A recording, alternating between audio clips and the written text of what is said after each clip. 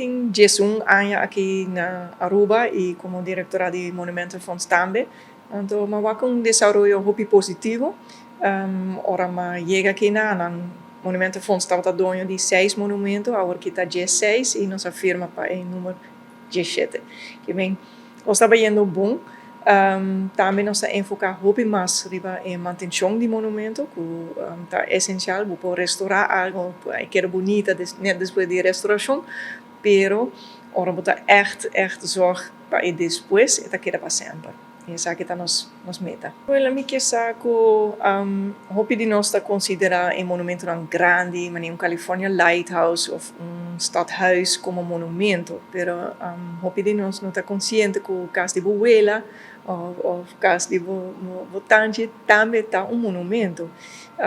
E a diferença está eigenlijk ora tem importância para Aruba inteira, e também monumento.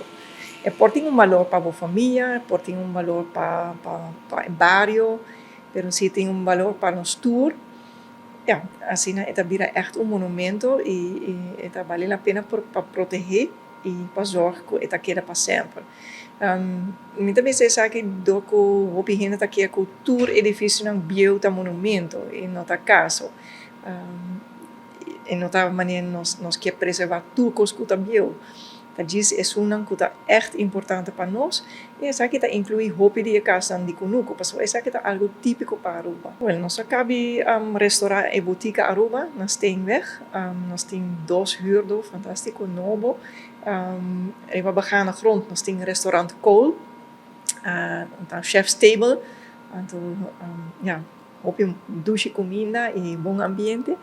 E net semana passada, a 30 nos huurder riba e piso, Coculici Studios. Então, entrepreneurs não jong, que também fazem uso de nosso edifício. Bonita restaurar. Mas nosso presidente indica, ayer nos entregar o trabalho de school 1888, wanneer agora que está ubicado de Algemene Rekenkamer, en sa kita trabalho de manutenção, na onda nós fazemos test com material de antes eigenlijk. Nós não põe cement pleister back, pero nós trago com calque, então nós também evaluar com essa que aguanta e se nós passa tudo para outro monumento também.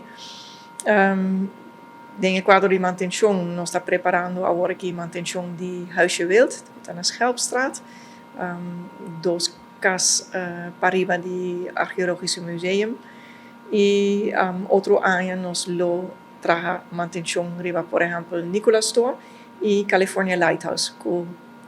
Wanneer tu monitor pode imaginar, está challenge para fazer edifício assim, complicado, alto, tem viento, pero nós também logra. E esse aqui está projeto de manutenção, que é muito importante.